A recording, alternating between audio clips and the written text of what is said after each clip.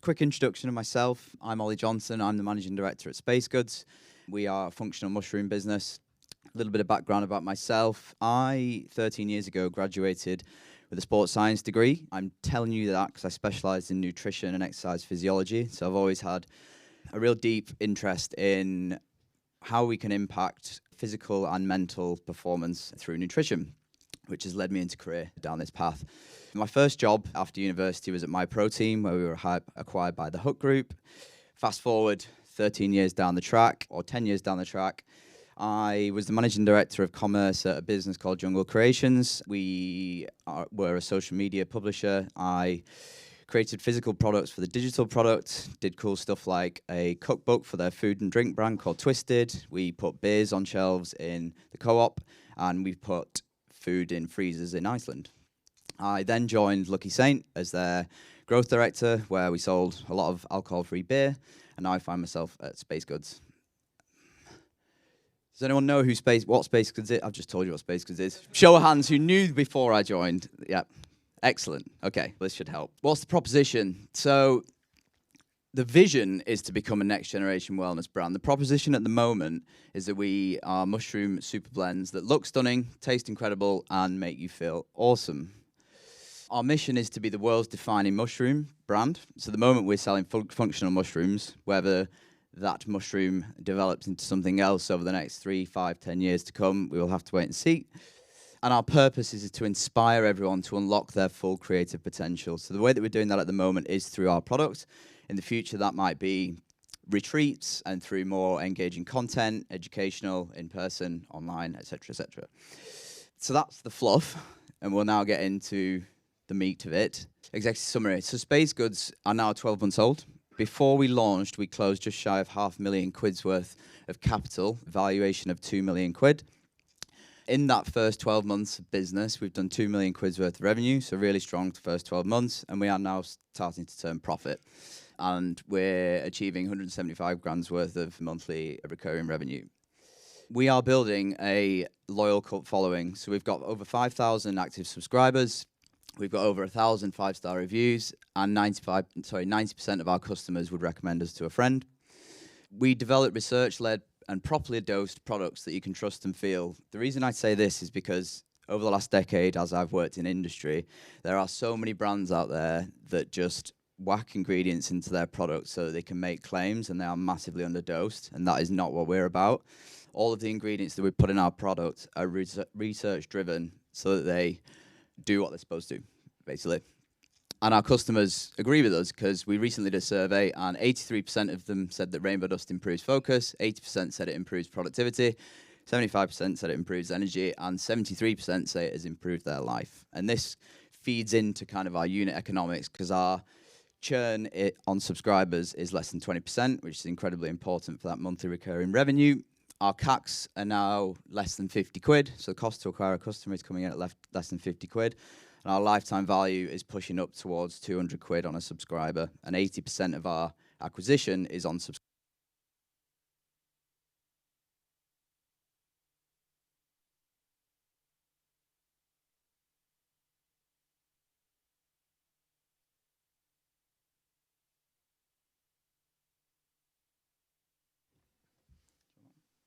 Hello? I can just shout. So I just... Any joy, guys? Hello? We're back. So I just keep talking? Yeah, just shout, mate. Well done. We are a very lean... Get rid of that. Just hold it. We're a very lean, highly talented and highly functional team. So there's only 2 permanent people in the business, and that's myself as the MD and Matt, who's the founder. The extended core team is 5 freelancers, and on top of that, we work with 3 or 4 agencies to support us with performance marketing, content, affiliate, and the Amazon channel. The reason why that's important for a business of our size is we are incredibly lean, so our overheads are really low, and that helps the bottom line, essentially. And then finally, I appreciate that's quite low down, but what we're here today to do is to raise 500 grand's worth of funding. It is EIS eligible. The reason why it's just 500k at this stage and we're not shooting for millions is because, as I mentioned before, we are starting to turn profit, and so effectively we just need cash flow to get us into a position where we can raise a Series A in Q1 next year.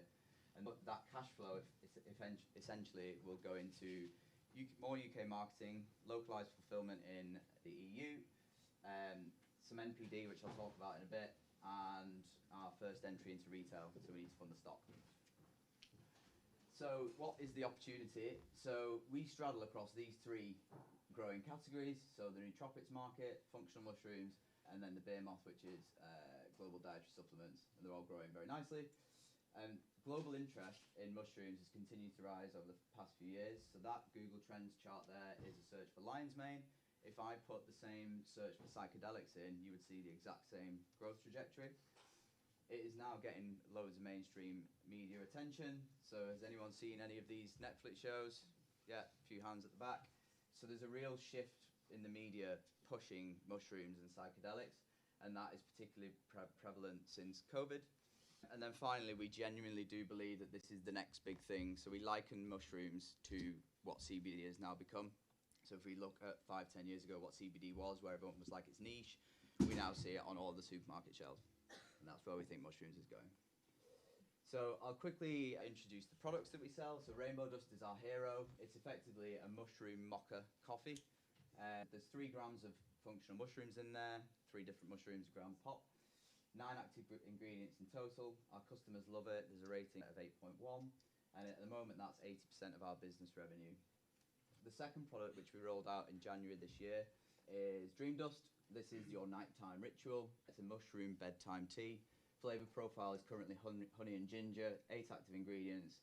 This is currently in EPD, so existing product development. So we are very customer centric. And since I've joined 6 weeks ago, I've been on the phone speaking to customers. We've done customer surveys en masse, and we know that the flavor of this product can be improved.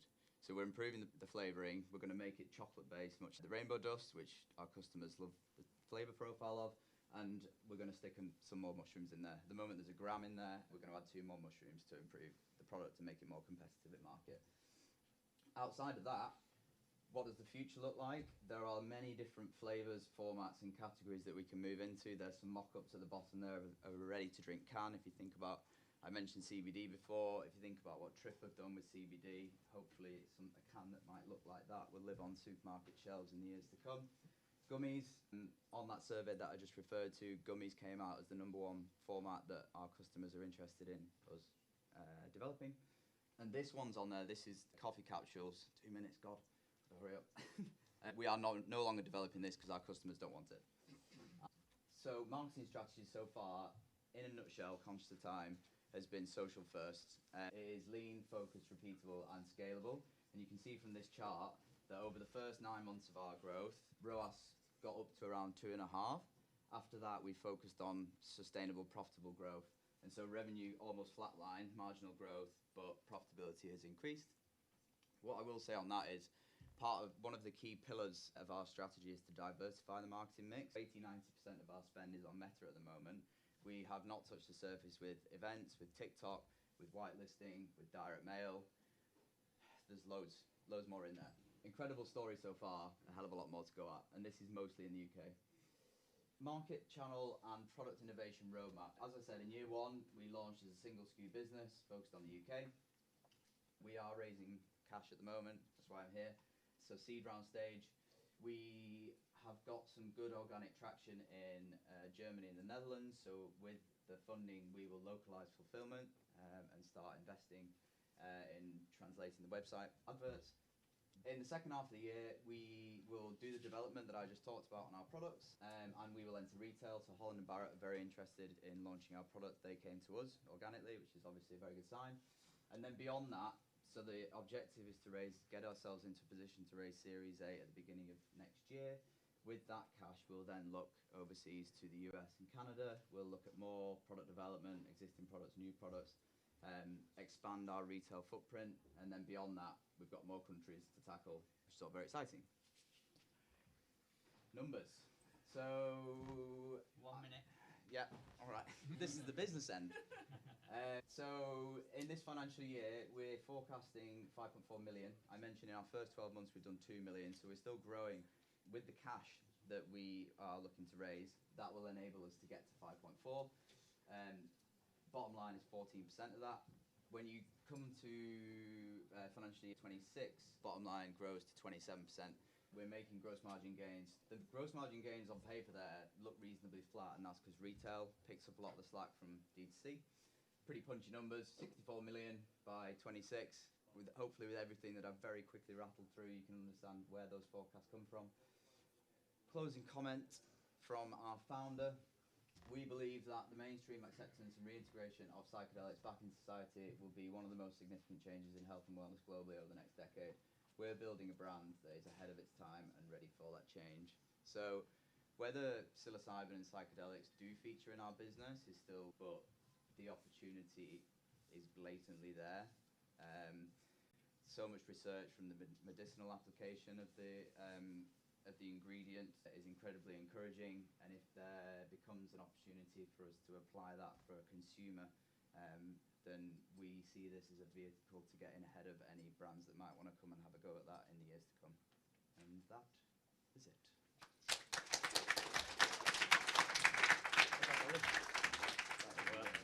The amp's blown apparently. Yeah. Well done, what a great pitch. So if you've got a D2C brand, you can kind of copy those slides because that's a masterclass in pitching.